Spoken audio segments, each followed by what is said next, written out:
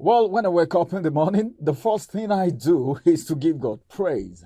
And of course, I go out with a lot of excitement because every day you go out, you are supposed to pass across a good message with everyone that comes in contact with you, especially when you are in the media space. You give out the best to the people. It's another beautiful Monday right here, and we are right here. You know how we do it? This side, the way you start your day determine how you will end your day. We want to start our day on a very beautiful note, and that of yours on a very beautiful note too. My name is Ramsey Enoch, and this is Outnumbered, reaching you live and direct from the Federal Capital Territory, Abuja, Nigeria. And of course, I have Bright and Michael right here with me. They will be bringing to you, alongside with my humble self, the headlines for the day. Good morning, Bright. Good morning, mate. Ramsey. Good morning, right?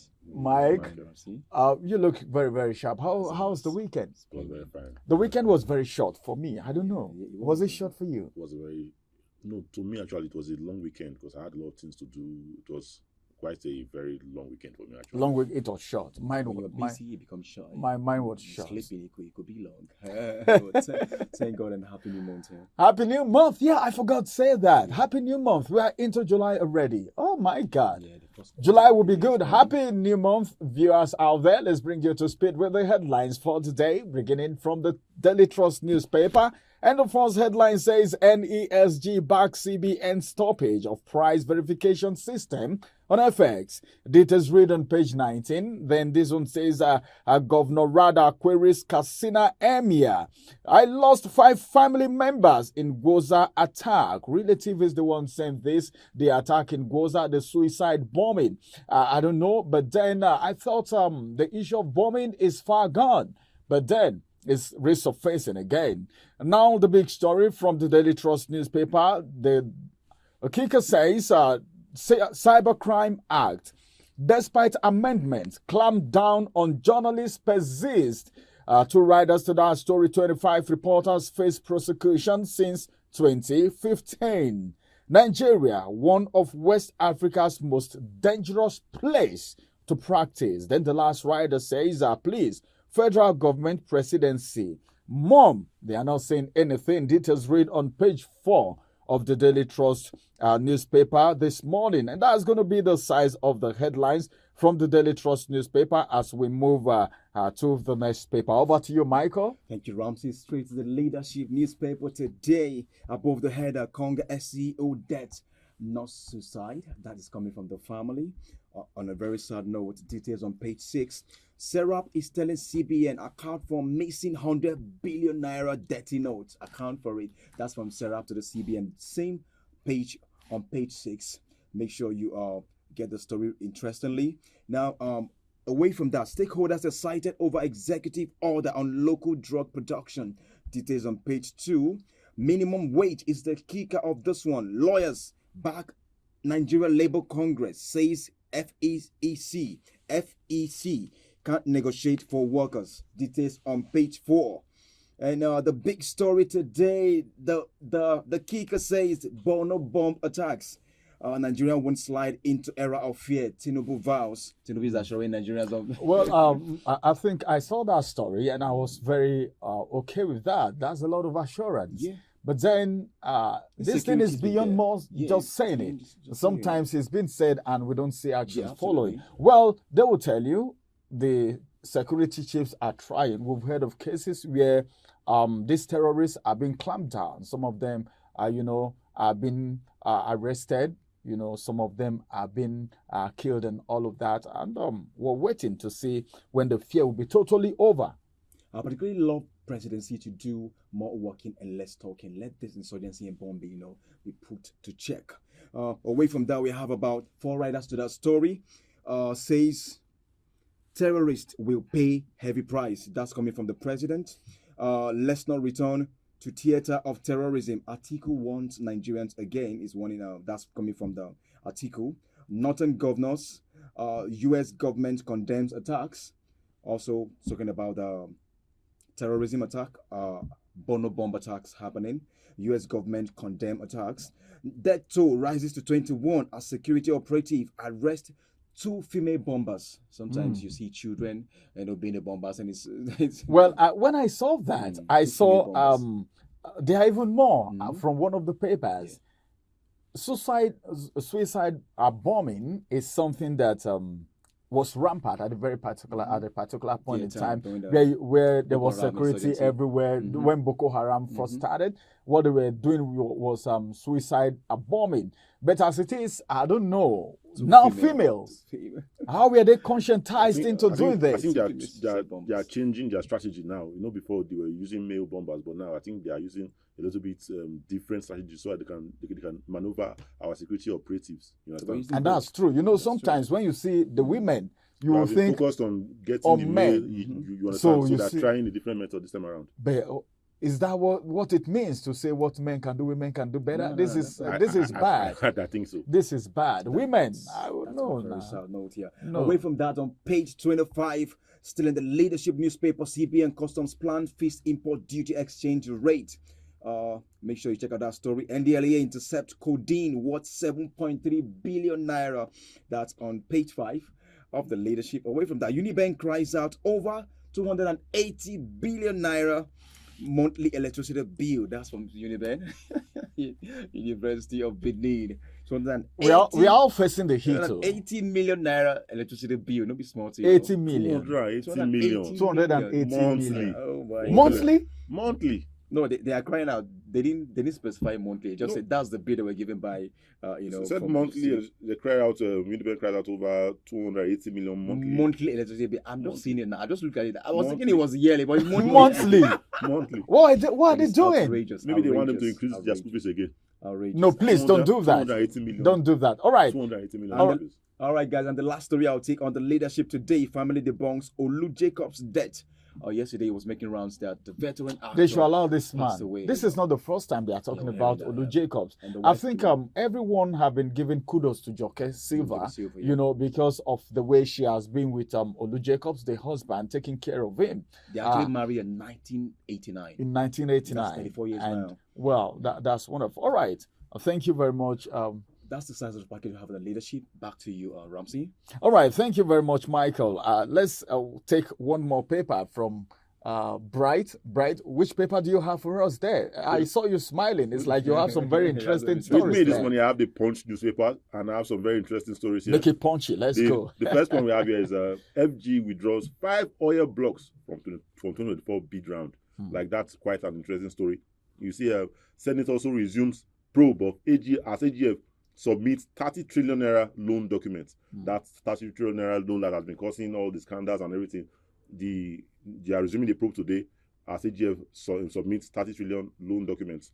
Another news here, we discussed this last week in our Outnumbered, where said the Japa outrage as UK-based driver remains on FG payroll.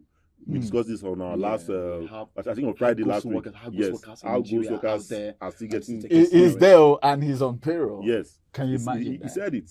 That is based in the UK and is still getting paid from the government. Thank God for the confession is coming out. Now, the big story here today is bank plane grounded as FG clamps down on private jets. Bank plane grounded as FG clamps down on private jets. One rider to that story is aircraft stopped from flying over alleged 1.9 billion unpaid import duties. Aircraft stopped from flying over alleged 1.9 billion unpaid import duties. We have another story here saying police guards Rivers Hospital treating explosion suspect. Police guard Rivers Hospital treating explosion suspect. Another story we have here is suspected herders hack Ogun rice farmer to death. Suspected herders hack Ogun rice farmer. That is, herdsmen are still attacking our farmers. The farms are not safe. But the governors were asked to go back to the farm because of the food scarcity that we have. Then herders are still there killing people, discouraging the farmers from going to farm. Discouraging all our farmers, because now with this kind of news, no other person want to go to. I want to go to the farm because it's not safe. It's not safe. Even in Ogun State, around, that means this is all across the country. It's not only in the northeast or it's everywhere in the country. It's very rampant. All right, thank you. The last story I have here today is TCN repairs plunge Oweleketv to 2 months blackout. That's all I have here today on the Punch newspaper. Over to you, Sam.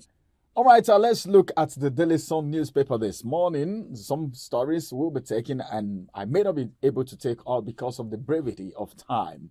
This one says why Southeast governors must work together. Peter Obi is the one saying this, and details read on page 27. The big story is still about the wedding suicide attack. The big story, Borno death toll rises to 18,042 badly injured. That's bad. That's bad. All right. Okay, I take that again. Borno death toll rises to 18,042 badly injured. All right. Borno death toll rises to 18,042 badly injured. In fact, the death toll, 18 people died already, then 42 people badly injured. Okay, I'll just take the riders to that story, and that'll be all from here. 30 suicide bombers deployed. Officials are the ones saying this. Purveyors will pay heavy price. Tinubu, Northern governors, UN chief condemn attack. Well, suicide bombing is something that we used to hear the story far away. All right, from Al-Qaeda, from Iran, from far countries, but now it's right here. I thought that situation has been arrested already. Let's go on a quick break. We'll return and we'll talk about one of the big stories that have to do with journalists. I don't know. Despite everything that has been done, the clampdowns still continue on journalists. And we hope to have some other journalists speak to us about this issue and how it's affecting journalism in Nigeria. Thank you. We'll return after this break. Follow us on our social media handles at Oweleketv. Visit our website at www.oweleketv for a thrilling journey. Oweleketv, rising star at the fairground.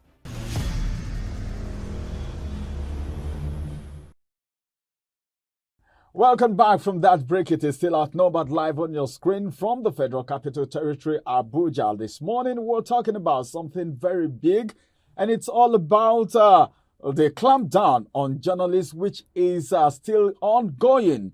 Despite the amendment, clampdown on journalists still persists. 25 reporters faced prosecution since 2015, and that is so uncalled for. One of the things that this administration would have done, all right, for journalists and, in fact, to boost the economy of the nation, because as a matter of fact, the journalists, the media has so much to do as far as the growth of the economy is concerned, and that must not be overlooked. The clampdown persists. We've heard so many, and I want to talk about it today because if this continues, then I don't think it will go well with Nigerians, because they said the judiciary is the last hope of the common man, but the Nigeria of today, the media seems to be the last hope of the common man, because they speak out the minds of the people as watchdogs of the society. All right, we have someone who is going to be joining us in the conversation today. Bright is here, Michael is here, Ramsey is here, and of course, someone is going to be joining us. All right, over to you, Michael, who is joining us. Joining us today is a media personality. She's also was among those journalists who were very, very active during the last presidential elections in Abuja. She was there out. She was interviewing some contestants, some aspirants. She was there with the presidency. She was there, in the field. So she has experience of what it means to have journalistic ethos and press freedom. Joining us today is Chidinma Ogo. Beautiful. How are you doing today? Thank you very much. I'm good. All right. We're talking about good morning, Chidinma. It's good to have you. Thank you. Thank you. So how are you doing? How is the journalistic practice? We're doing well. I think I've heard you talk about the press freedom. Yes. The freedom of journalism. You see, the freedom of journalism is is a very, very extensive or big angle that should be encouraged, because journalism, is a platform or is a career that has come to not only give out a great information extensively to the people, but it's more like being a voice of the voiceless.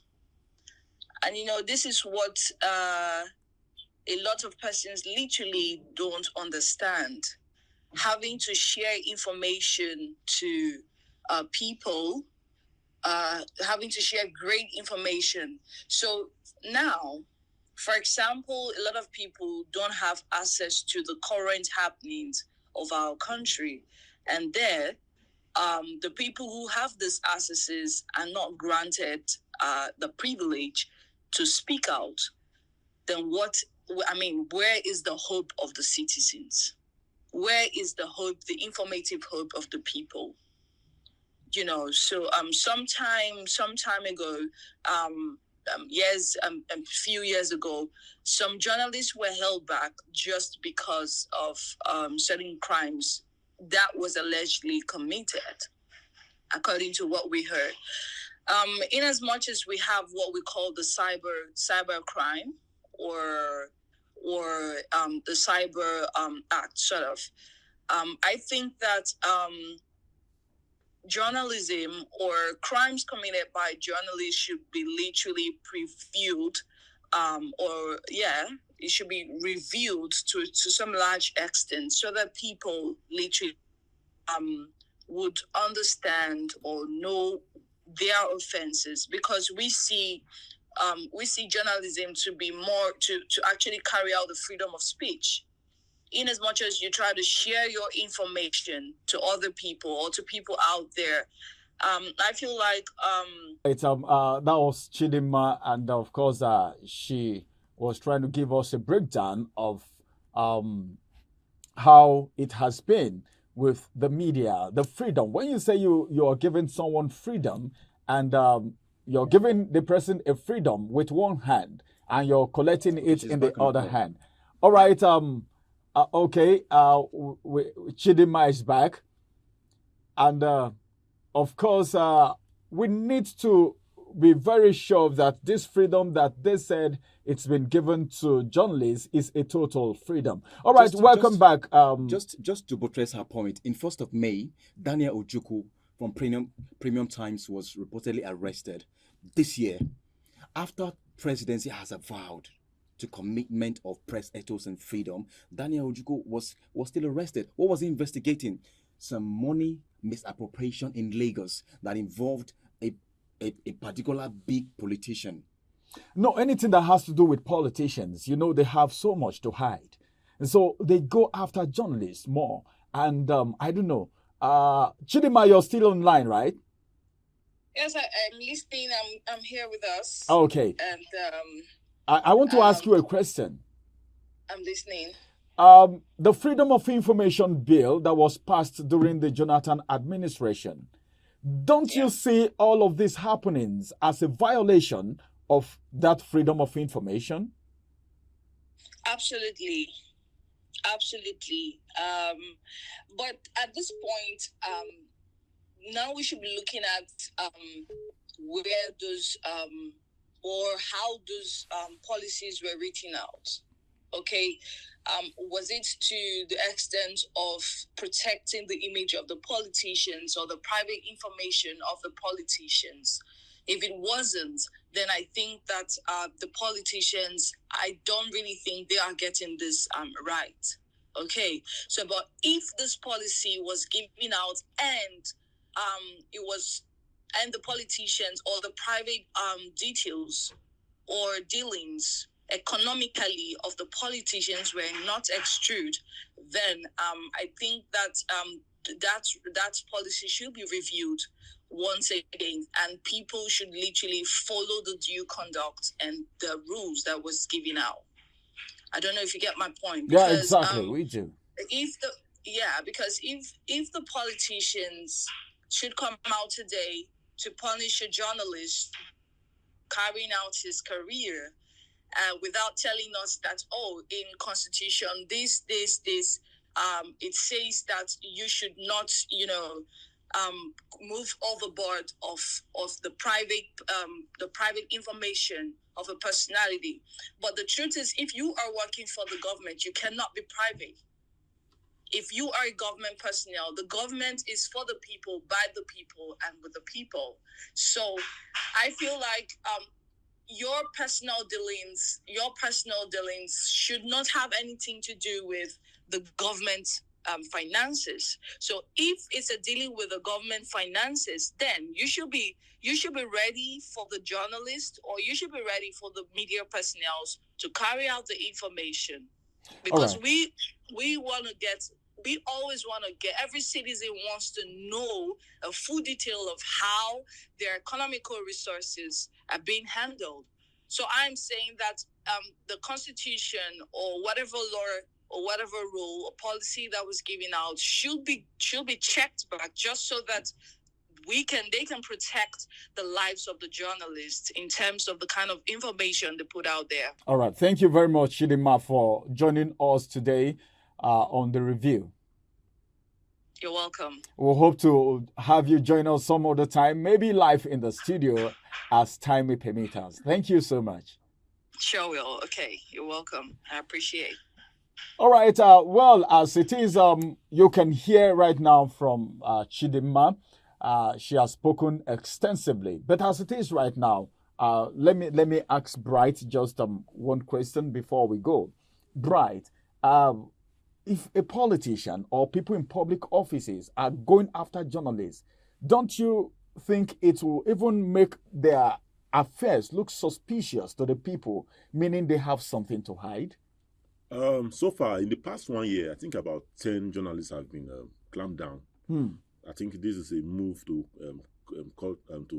I think shut people up, like, you understand, that's free speech.